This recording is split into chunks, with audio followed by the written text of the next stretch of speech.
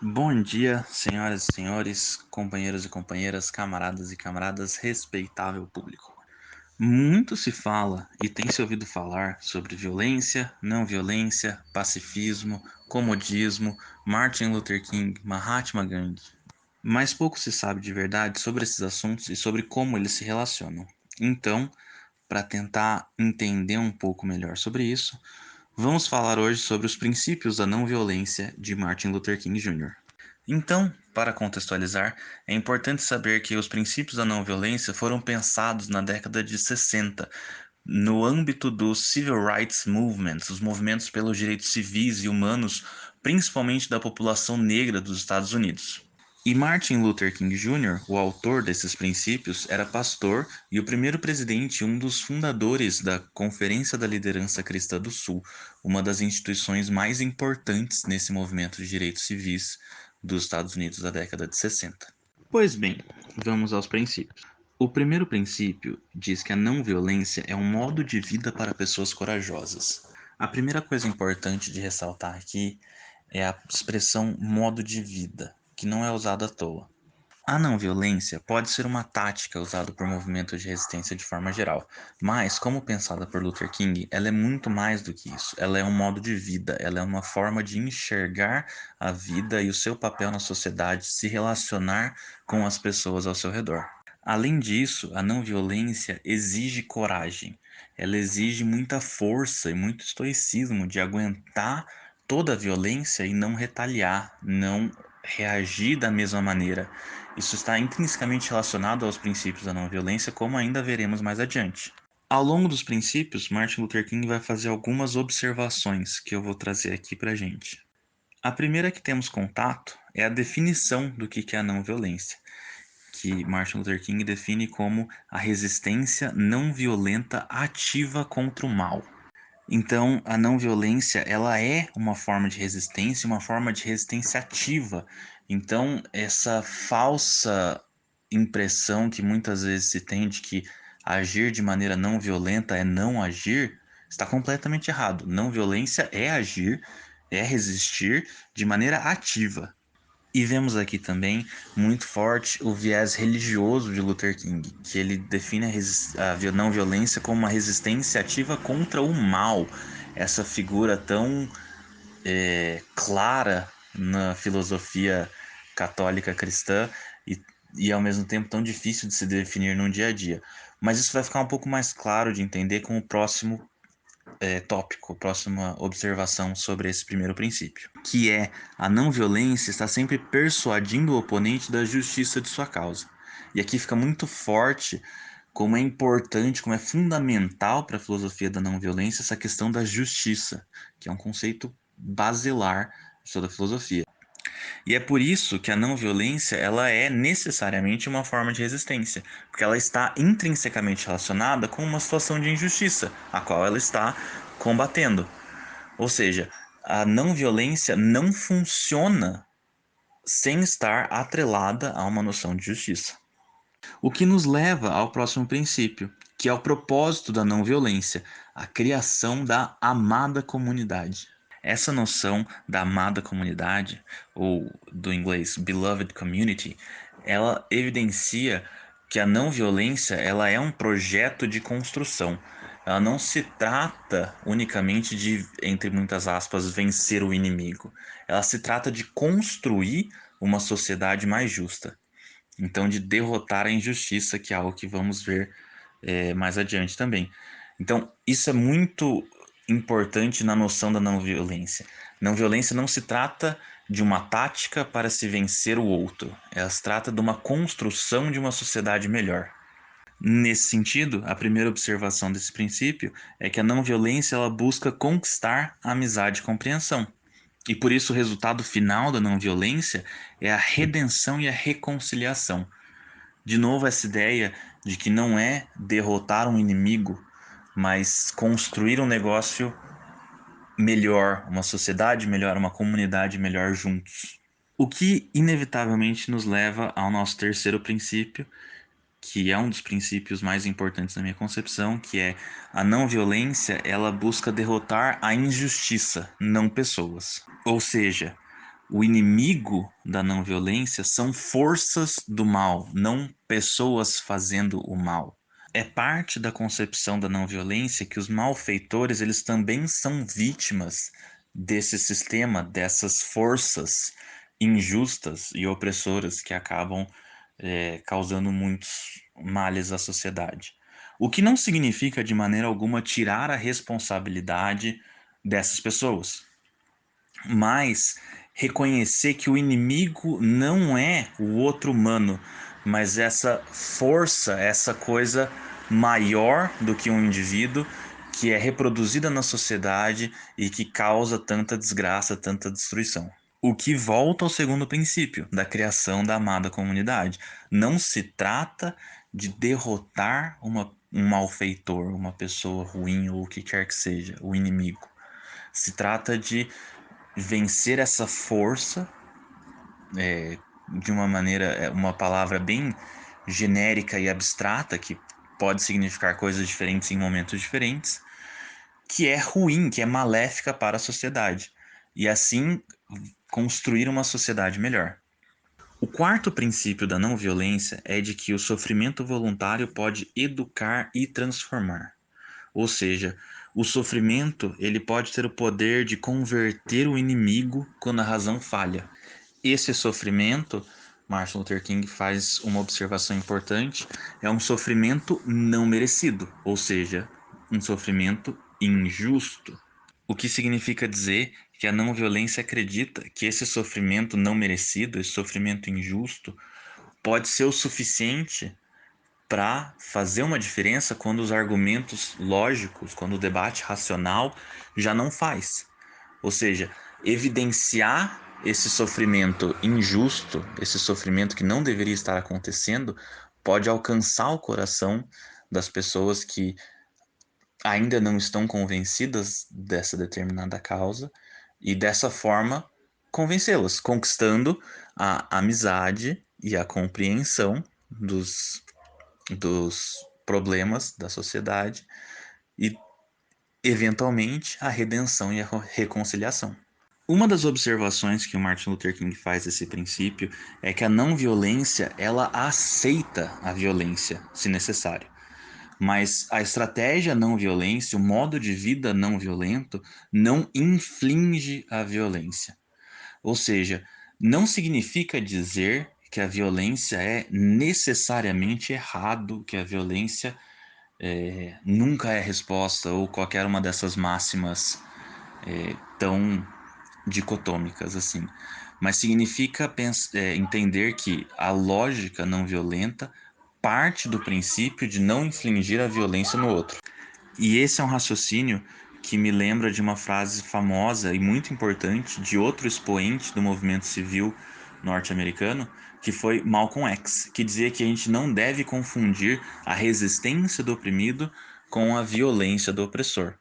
E eu acho essa uma observação muito importante, porque apesar de Martin Luther King e Malcolm X serem quase antagônicos nos movimentos civis, enquanto Malcolm X ele defendia uma postura mais violenta da população negra para conseguir conquistar os seus direitos e Malcolm X ia no caminho completamente contrário da não violência.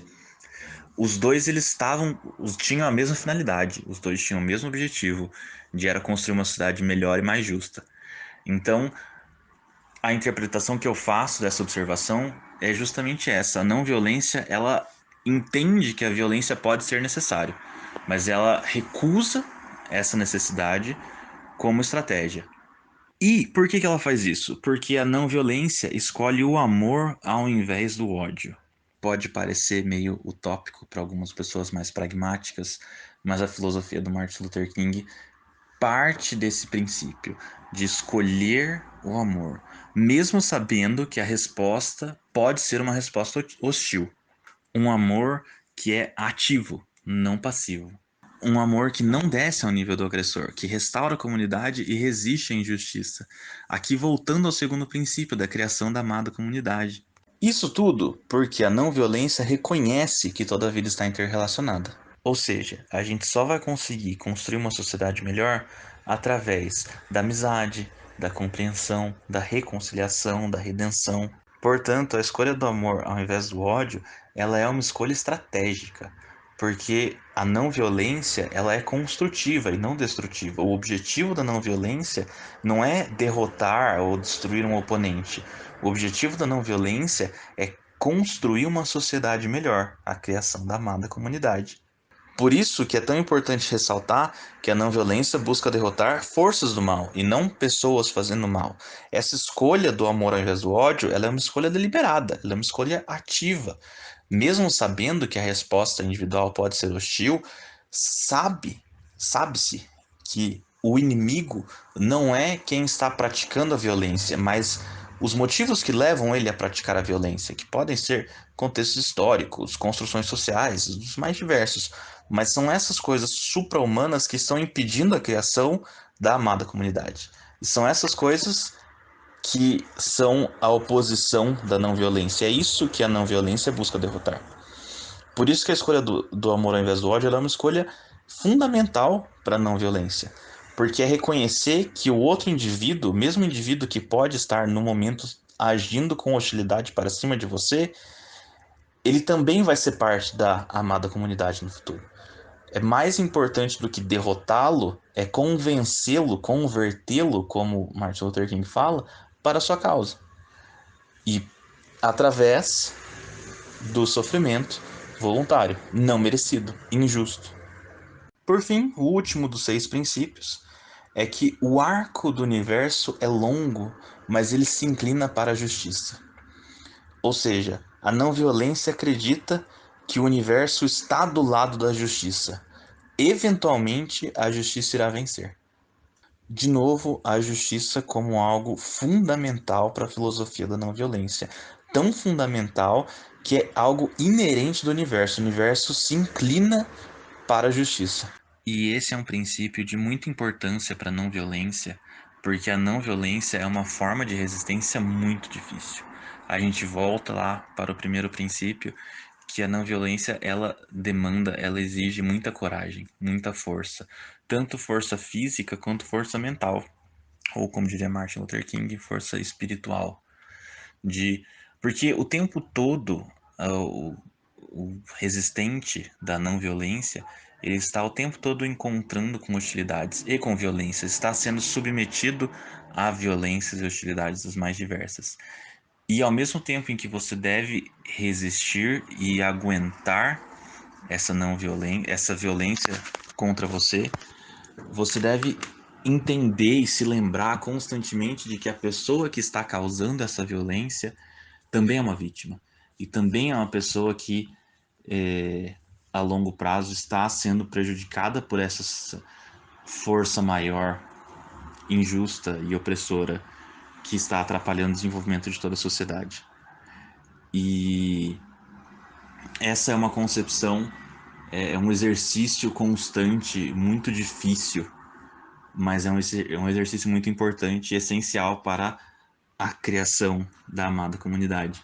Então, essa crença de que o universo está do lado da justiça e de que eventualmente a justiça irá vencer, ela é essencial para que as pessoas que acreditam na não violência continuem agindo de maneira não violenta e continuem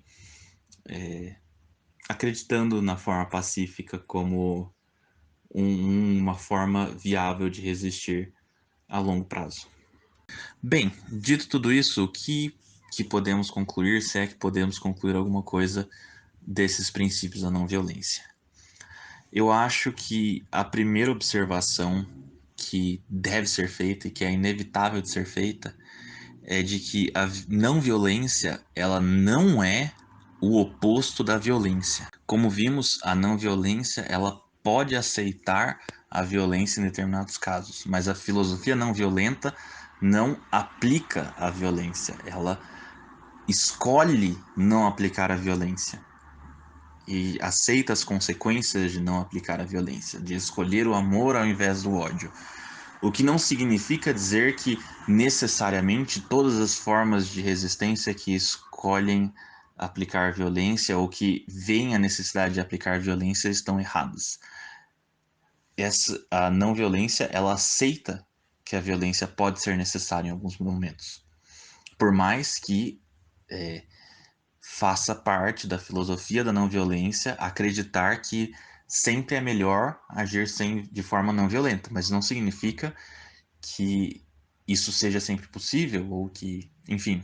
Dessa forma também, vimos que a não violência, ela não é condescendente, muito pelo contrário, ela é uma prática ativa, ela exige força, ela exige coragem, estudos, treinamento para agir de maneira não violenta e manter esse modo de vida não violento, exige força constante, exige escolher constantemente, deliberadamente, amar ao invés de odiar, exige buscar reconciliação e redenção e amizade e compreensão.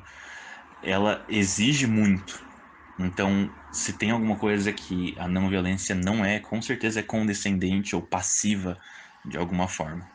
Mas, mais do que qualquer conclusão que a gente possa chegar desse vídeo, eu não posso deixar de falar que eu tô gravando isso na semana seguinte à operação policial mais violenta da história do Rio de Janeiro. Uma operação ilegal que deixou, até o momento da gravação desse vídeo, 28 mortos, inclusive um policial, com indícios de execuções arbitrárias. E depois de tanto tempo falando sobre não violência, eu me pergunto exatamente qual que foi o benefício da ação mais violenta da história do Rio de Janeiro. Porque assim, não tornou nem vai tornar o Rio de Janeiro, que está o Brasil, mais seguro. Não acabou nem abalou o tráfico de drogas. Não alterou em absolutamente nada nenhuma das organizações lícitas ou ilícitas que perpetuam a violência no Estado e no país. E assim, na verdade, daqui a algum tempo, essa operação será completamente esquecida e completamente irrelevante. Exceto, claro, para os familiares, amigos e colegas, aquelas quase 30 pessoas que não estão mais entre nós. Então, mais importante que decorar os princípios da não violência, eu acho que é se perguntar: quem se beneficia de operações violentas como a de Jacarezinho? Quem se beneficia de manter esse estado de violência e de medo na população e na polícia? Por que que a gente insiste em utilizar como nosso principal mecanismo de segurança pública a violência estatal opressiva que a gente já está usando há 520 anos e não está fazendo em nada para a segurança do nosso país? A gente tem muito sofrimento injusto e não merecido na nossa história para a gente não aprender e para a gente não se transformar e para a gente continuar insistindo em cometer os mesmos erros. Para terminar, eu queria trazer só mais uma vez Malcolm X, que certa vez, pouco antes da sua morte, foi visitar Martin Luther King quando ele estava na cadeia, e os colegas de movimento de King organizaram uma palestra para que Malcolm X falasse com o pessoal lá no local. E Malcolm X disse que era muito importante que as pessoas prestassem atenção no que Martin Luther King tinha para dizer, porque se elas não prestassem atenção, se elas não seguissem a filosofia de Martin Luther King, se elas não ouvissem a não violência, eventualmente ia chegar um momento em que elas não iam ter mais a opção da não violência. E elas iam ter que ouvir o Malcolm X. Enfim, muito obrigado por ter assistido e espero ter ajudado.